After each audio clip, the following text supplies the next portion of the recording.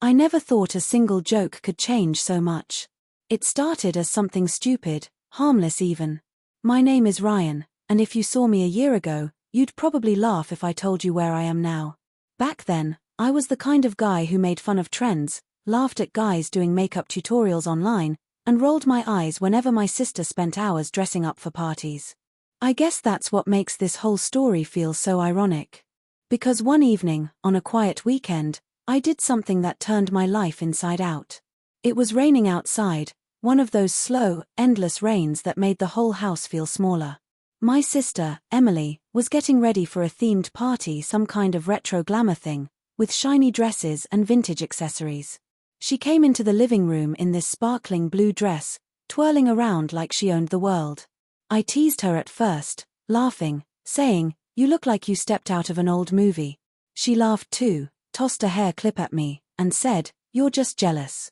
I don't know why, but in that moment, I said, maybe I should try it, just to see what's so special. She smirked and said, "Go ahead, I dare you." I wasn't supposed to take that dare seriously. But maybe it was the rain, or boredom, or just that strange curiosity people don't like to admit. I followed her to her room, half joking, half challenged. She picked out a different dress, a softer, pastel one with a light shimmer, something more my size, surprisingly. She tossed it at me and said, "Let's see if you can even zip it up." I was laughing, but my hands were shaking slightly as I went into her bathroom and pulled it over my shoulders. It felt strange, cool, and somehow too natural. I caught my reflection and froze for a second. It didn't look funny. It looked unfamiliar, but not wrong.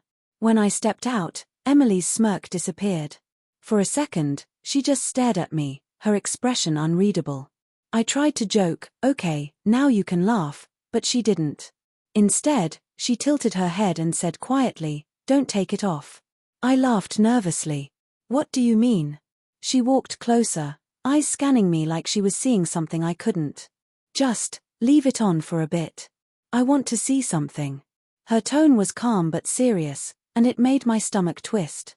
I stood there awkwardly as she started brushing out my messy hair, pulling strands to the side, clipping them with something shiny.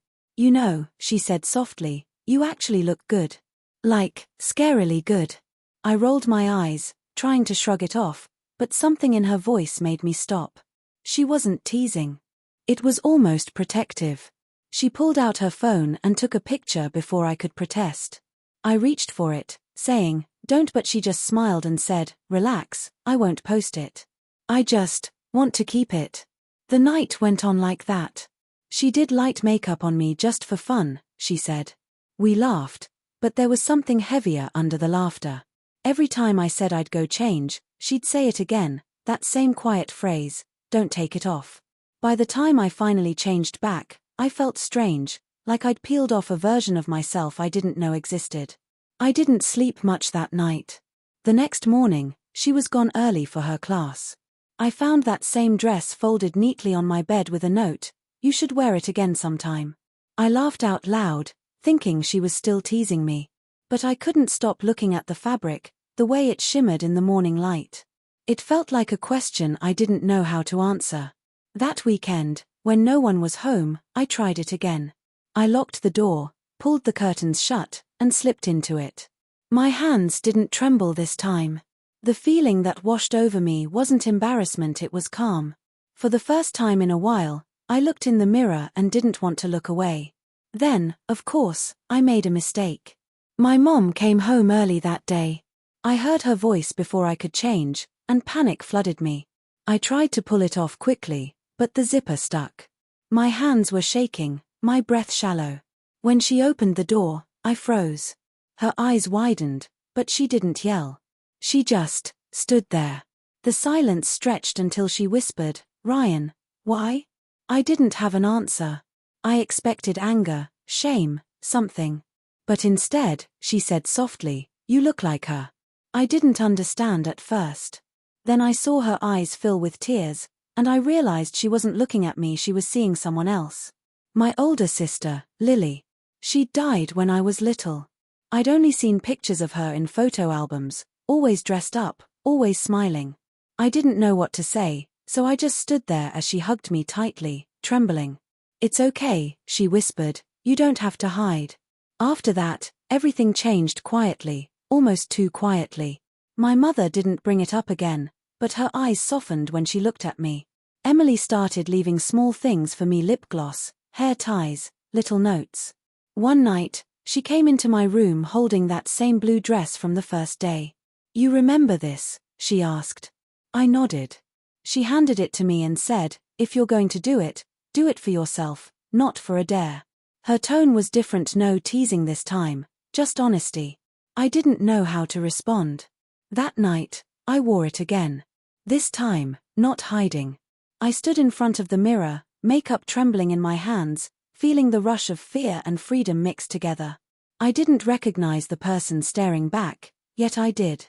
There was a softness in the eyes I'd never seen before, a quiet kind of strength. For a while, I just stood there, breathing, watching. That's when Emily opened the door without knocking. I gasped, ready to apologize, but she just smiled. "See," she whispered. "That's why I said don't take it off." Her words hit me differently now. It wasn't about the dress, it was about what it revealed. The days that followed were strange, a blur of secrecy and discovery. I started experimenting quietly, wearing softer clothes when alone, trying to understand what this all meant. Was it just curiosity? A phase? Or something deeper? Every time I tried to forget it, something inside me tugged back. It wasn't about clothes anymore. It was about feeling like I'd finally found a missing piece of myself I didn't know existed. Then one afternoon, Emily confronted me again. "You've been avoiding the question," she said. I frowned. "What question?" She crossed her arms, looking right at me. "Who are you when you wear it?" I opened my mouth, but no words came. She nodded slowly, as if she expected that. "That's okay," she said softly, "you don't have to answer right now. But one day, you will." Weeks passed. I started feeling split in two: Ryan, the version the world saw, and this quiet version I didn't have a name for yet. Sometimes at night, I'd take out that dress, run my fingers across it, and wonder what it would be like to just exist as that version all the time. But I didn't dare. Until the day Emily found me crying in my room after school. I'd overheard some friends mocking a classmate who had come out as trans, and their laughter hit me harder than it should have. I didn't know why, but something broke inside. Emily sat next to me, held my hand, and said, "You don't have to choose between being strong and being real. You can be both." That night, I wore the dress again. This time, I didn't feel scared. I felt whole. I went downstairs, expecting stares or questions, but Mom just smiled through tears and said, "Dinner's ready." That simple acceptance hit me harder than anything. It wasn't perfect. There were awkward days, whispers, moments when I doubted everything. But every time I thought about giving up, I'd remember Emily's voice: "Don't take it off." It had stopped being about the dress long ago. It became a promise: don't take off who you are, no matter how scared you get. Months later, I wore that same dress to a small family gathering. It wasn't easy, but when I walked into the room, no one laughed. My mom's eyes shone with quiet pride, Emily grinned, and for the first time, I didn't feel like I was pretending. I felt seen. Sometimes I think about that rainy night when it all began, about how a silly dare turned into something that rewrote who I thought I was. I used to think transformation meant becoming someone else, but I've learned it's really about uncovering what's been hidden all along. The person in the mirror now doesn't feel like a stranger anymore. She feels like me. And sometimes, when I catch Emily watching me with that knowing smile, I can still hear her voice in my head, the same words that started everything. Don't take it off. Not the dress. Not the truth. Not the courage it took to finally be me. It's strange how quickly something once terrifying can start to feel natural. The first few weeks after that night were a blur of quiet realizations and small, invisible victories.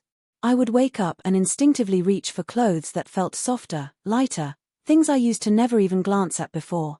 I still wore my old jeans and shirts outside, but it felt like I was slipping into armor each morning, pretending to be someone the world expected.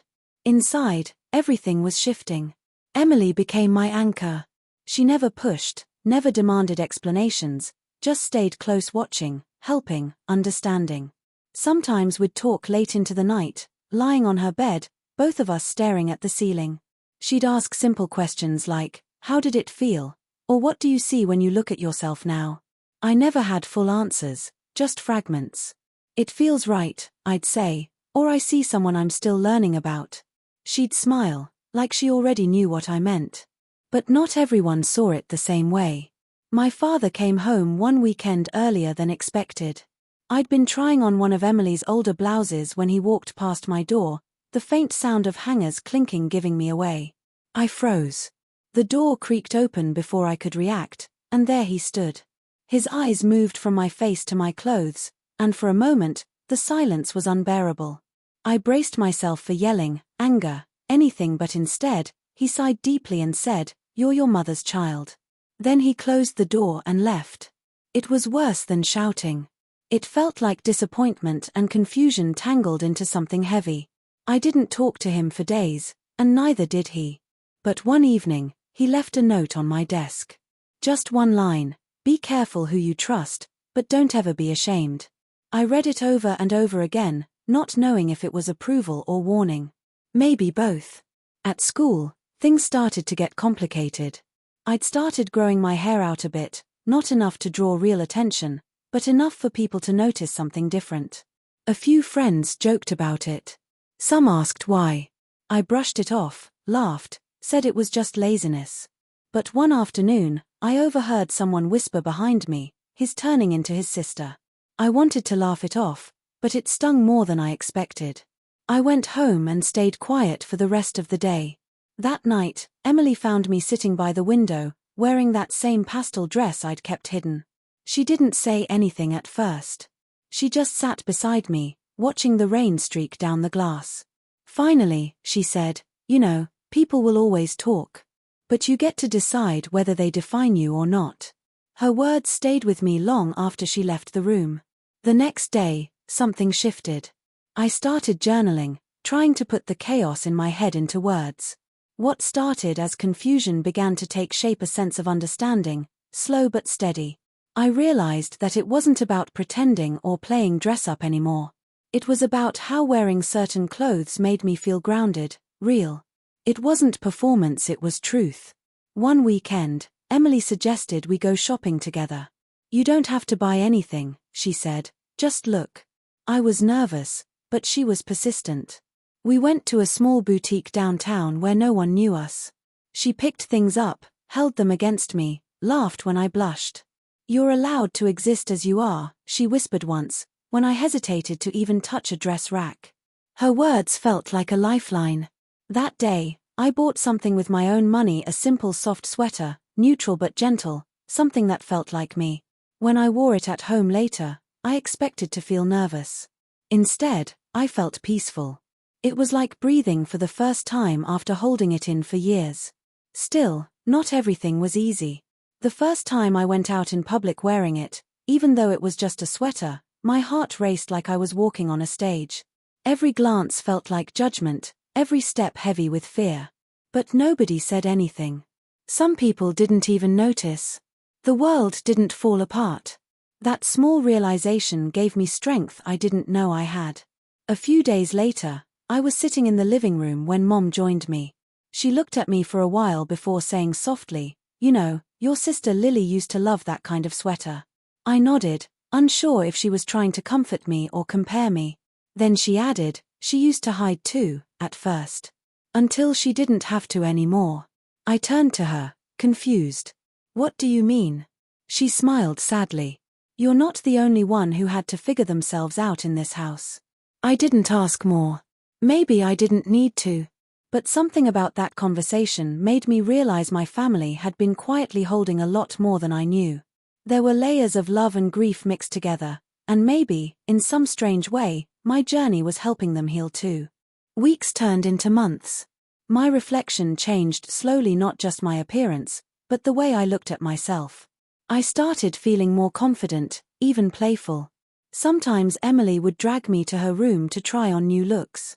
We'd laugh, take pictures, delete most of them, but keep a few just for us. It became our little secret world where I didn't have to hide. Then came the day that tested everything. A classmate found one of those pictures one Emily had taken months ago when I wore the blue dress again for a family dinner. I didn't know how, but it got shared in a group chat. The next morning, whispers followed me through the hallway. People stared. Some laughed. One person muttered a slur under their breath. My heart pounded as I rushed out, hiding in the bathroom. Emily showed up an hour later, somehow finding me. "Hey," she said quietly, holding out her phone. "It's spreading. But not everyone's laughing." She showed me a few messages, some from people I barely knew, saying things like, "That's brave," and "Honestly, he looks amazing." For the first time, the world wasn't just cruel, it was complicated. There was kindness hidden in unexpected places. That night, I sat alone in front of my mirror again. I stared at my reflection for a long time before whispering to myself, maybe this isn't a secret anymore. The fear that had lived inside me for so long started to fade, replaced by something else, a fragile kind of peace. Emily came in quietly, holding something behind her back. "Close your eyes," she said. When I did, she placed something soft over my shoulders. I opened my eyes and saw it was the same blue dress, the one that started everything. She smiled. "It's yours now," she said simply. I didn't know what to say. My throat tightened as I nodded, unable to speak.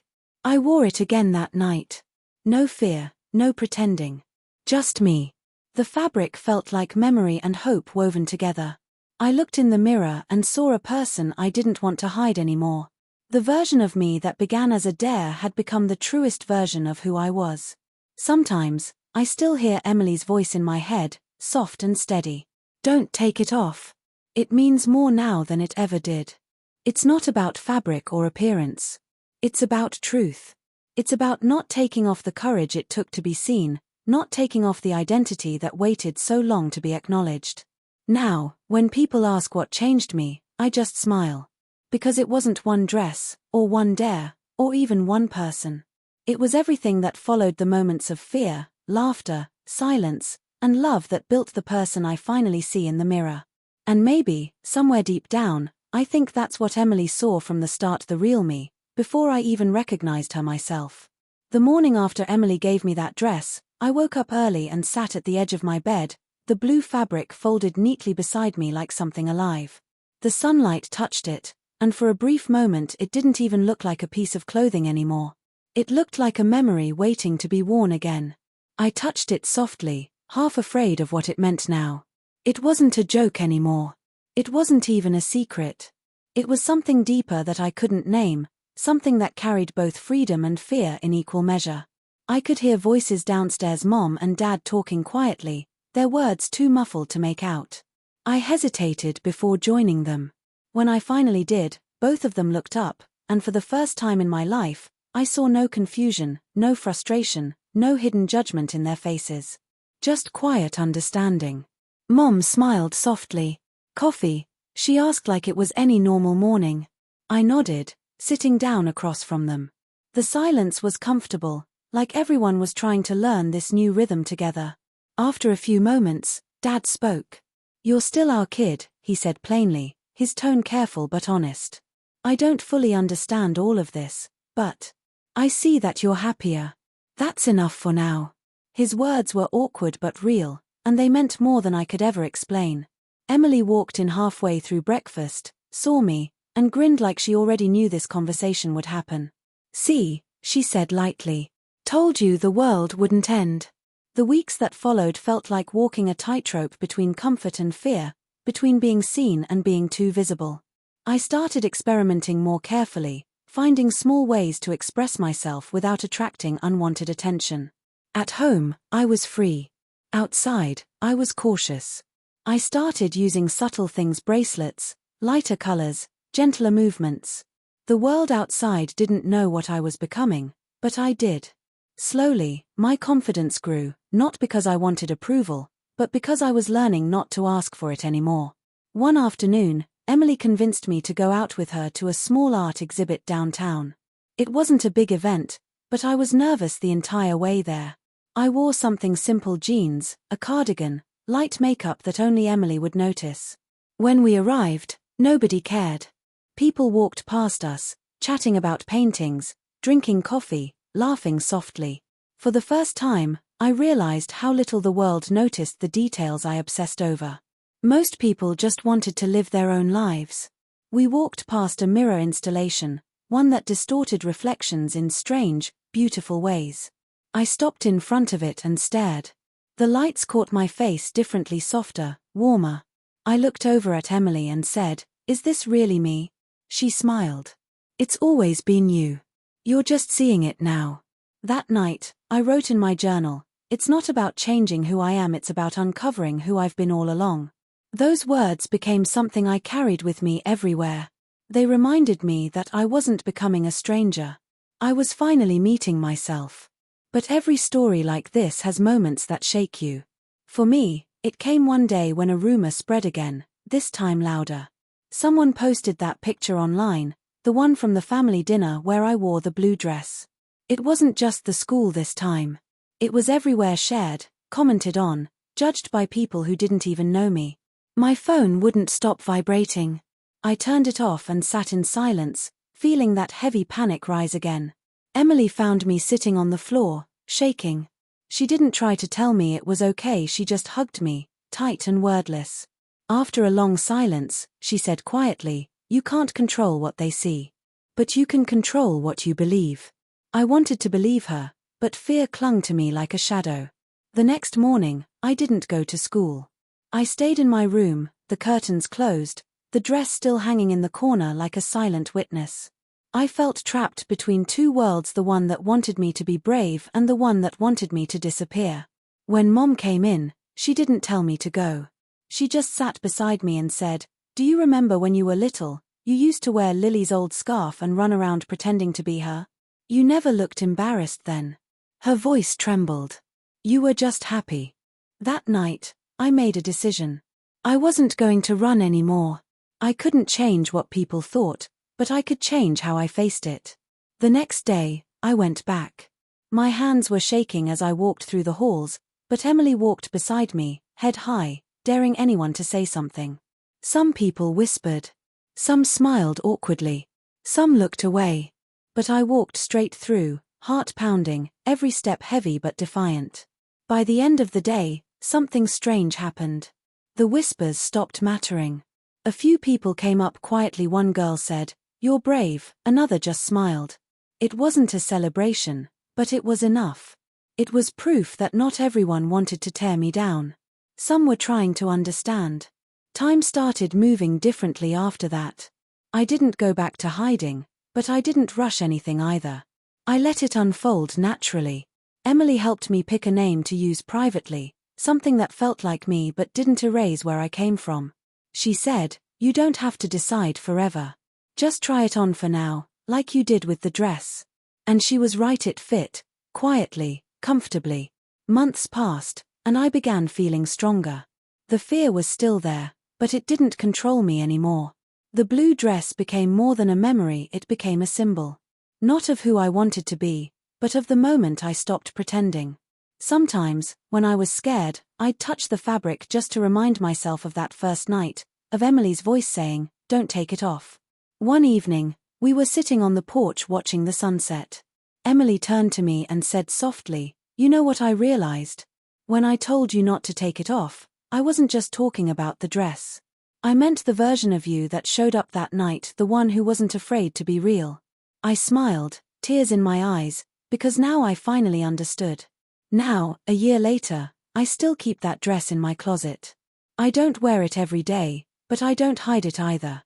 Sometimes I take it out, just to remind myself where it all began. It smells faintly of the old perfume Emily used that night, and when I touch it, I feel calm. It reminds me that transformation isn't sudden. It's slow, quiet, filled with fear and beauty in equal measure. I used to think identity was something you chose, but I've learned it's something you uncover piece by piece, truth by truth. Every stitch, every tear, every whisper taught me something about courage. And every time I look in the mirror now, I see not just reflection, but acceptance. Emily still says it sometimes, teasingly, but now it sounds different. When she looks at me before I leave the house, sometimes she smiles and says, "Don't take it off." And I smile back, because I know she's not talking about clothes anymore. She's talking about me, the version of myself I fought so hard to find. And this time, I won't.